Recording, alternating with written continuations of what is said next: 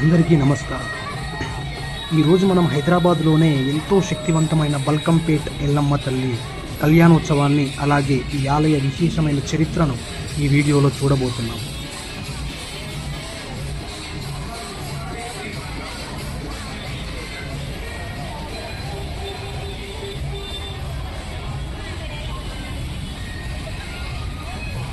ప్రతి సంవత్సరం ఆషాఢ మాసంలో ఎంతో ఘనంగా బల్కంపేట ఎల్లమ్మ తల్లి కళ్యాణోత్సవం జరుగుతుంది. నగర నలుమూలల నుండి వేలాది మంది భక్తులు అమ్మవారిని దర్శించుకోవడానికి వస్తారు. బల్కంపేట ఎల్లమ్మ దేవాలయం యొక్క ఆవిర్భావం సుమారు 15వ శతాబ్దానికి చెందినదిగా అందరూ భావిస్తూ ఉంటారు. భూమిలో లభ్యమైన అమ్మవారు పూర్వం ఈ ప్రాంతం అంతా పొలాలు, చెట్లతో నిండి ఉండేది. ఒక రైతు బావి తవ్వుతుండగా పార ఒక రాతికి తగిలి రక్తం చిమ్మింది. ఆ మట్టిని తొలగించి చూడగా అది శ్రీ ఎల్లమ్మ తల్లి స్వయంభూ విగ్రహంగా కనిపించింది. అయితే ఇందులో విశిష్టమైన అనుభూతి ఏంటి అంటే, ఆ విగ్రహాన్ని తీస్తూ ఉండగా అసలు విగ్రహం కదలలేదు. అయితే గ్రామస్తులు విగ్రహాన్ని పైన ప్రతిష్ఠించాలని ఎంతో ప్రయత్నించినప్పటికీ విగ్రహం ఒక్క అంగుళం కూడా కదలలేదు. అమ్మవారు తను ఉన్న ప్రదేశంలోనే ఉండాలని కోరుకుంటున్నారని గ్రహించి అక్కడే చిన్న ఆలయాన్ని నిర్మించారు.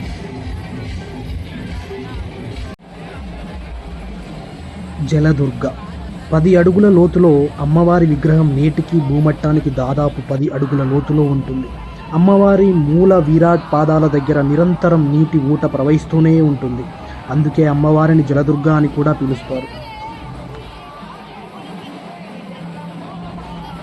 రేణుకా ఎల్లమ్మ తల్లి యొక్క ఆధ్యాత్మిక ప్రాముఖ్యత మరియు నమ్మకాలు. రేణుకాదేవి అవతారం. ఎల్లమ్మ తల్లిని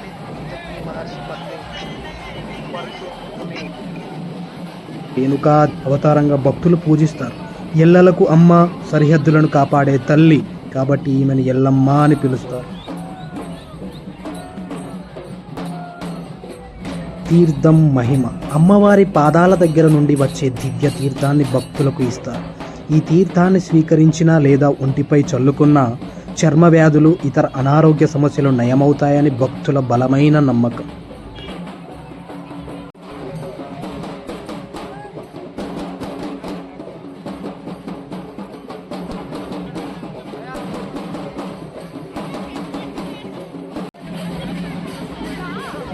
చూస్తున్నారు కదా, వేల మంది భక్తులు నేడు అమ్మవారి యొక్క కళ్యాణ మహోత్సవాన్ని వీక్షించడానికి వేల మందిలో భక్తులు తరలి వచ్చారు. అయితే మొక్కులు, ముడుపులు, వివాహం, సంతాన ప్రాప్తి, ఆరోగ్య సమస్యల కోసం భక్తులు అమ్మవారికి ముడుపులు కట్టి కోరికలు తీరిన తర్వాత బోనాలు సమర్పిస్తారు. అయితే ఈ బల్కంపేట ఎల్లమ్మ తల్లి యొక్క ఆలయం ఎప్పుడు నిర్మించబడింది అంటే, నిర్మానుష్య గ్రామం నుండి నేడు హైదరాబాద్ నడిబొడ్డున ఉన్న అతిపెద్ద శక్తిపీఠాలలో ఒకటిగా ఈ ఆలయం రూపాంతరం చెందింది. 1919లో ఈ ఆలయానికి పెద్ద ఎత్తున జీర్ణోద్ధరణ జరిగి ప్రస్తుతం ఉన్న రాజగోపురం, ప్రాకారాలు నిర్మించబడ్డాయి. ప్రధాన గర్భగుడితో పాటు ఆలయ ప్రాంగణంలో పోచమ్మ తల్లి, రాజరాజేశ్వరీదేవి, నాగదేవత మరియు గణపతి ఆలయాలు కూడా ఉన్నాయి. ఎల్లమ్మ పేరు వెనుక ఉన్న పురాణ కథ. పరశురాముని కథ. ఎల్లమ్మ తల్లి ఆవిర్భావం వెనుక ఒక శక్తివంతమైన పురాణ కథ ప్రచారంలో ఉంది. రేణుకాదేవి జమదగ్ని మహర్షి భార్య.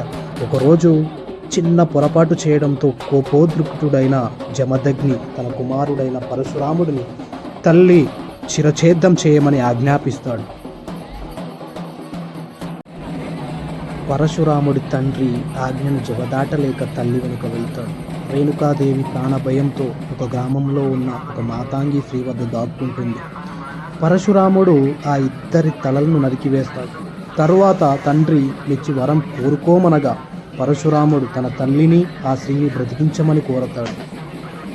తొందరలో తలలు మార్చి అమర్చడంతో రేణుకాదేవి శిరస్సు మాతాంగి స్త్రీ శరీరంతో కలిసి వెలిసిన రూపమే ఎల్లమ్మ, ఎల్లరికి అమ్మ, జగదాంబ. అందుకే ఈమెను సర్వజనుల తల్లిగా పూజిస్తారు. జలదుర్గ నిత్య జలాధార రహస్యం. తల వెనుక నీటి ఊట. అమ్మవారి మూల విరాట్ విగ్రహం శిరస్సు వెనుక భాగం నుండి నిరంతరం సహజమైన పవిత్ర జలాధార ప్రవహిస్తూనే ఉంటుంది. ఎండాకాలం వచ్చినా ఈ నీటి ఊట ఇంకకపోవడం ఇక్కడి గొప్ప మహిమ. తీర్థ మహిమ. ఈ జలాన్ని ఇంట్లో చల్లితే దుష్టశక్తులు భూత ప్రేత బాధలు తొలగిపోతాయని, స్నానం చేసి నీటిలో కలుపుకుంటే ఎంతటి దీర్ఘకాలిక చర్మ వ్యాధులైనా నయమవుతాయని భక్తుల బలమైన నమ్మకం. అసలు ఎల్లమ్మ తల్లికి బల్కంపేట్ అనే పేరు ఎలా వచ్చింది ఇక్కడ ఈ దేవాలయానికి? అసలు యాక్చువల్గా పూర్వం ఈ ప్రాంతాన్ని బెహలుఖాన్ గూడ అని పిలిచేవారు. నవాబుల కాలంలో బెహలుఖాన్ అనే అధికారి ఈ ప్రాంత పర్యవేక్షణ చూసేవాడు. ఆయన పేరు మీద మొదట బెహలుఖాన్ పేట అని పిలువబడి కాలక్రమేణా అది బల్కంపేట్గా మారింది. పూర్వం అమ్మవారిని హేమలాంబ, హేమం అంటే బంగారం అని కూడా పిలిచేవారని చరిత్రకారులు చెప్తారు. బల్కంపేట్ ఎల్లమ్మ తల్లి యొక్క కళ్యాణ మహోత్సవం ఆషాఢ మాసం తొలి మంగళవారం బల్కంపేట్ ఎల్లమ్మ తల్లి కళ్యాణం ఈరోజు మనం జరుపుకుంటున్న వీడియోలో చూస్తున్నాం.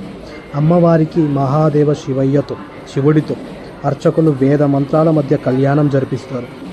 ఈ కళ్యాణోత్సవాన్ని కల్లారా చూసిన యువతీ యువకులకు త్వరగా వివాహ యోగం పడుతుందని, సంతానం లేని వారికి సంతాన ప్రాప్తి కలుగుతుందని భక్తులు నమ్ముతారు.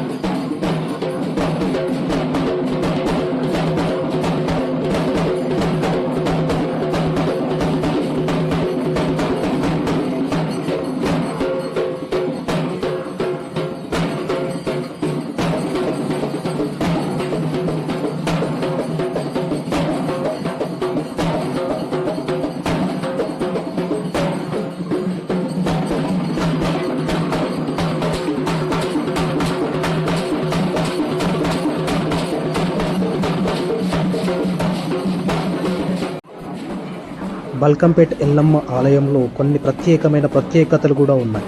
నాగదోష నివారణ.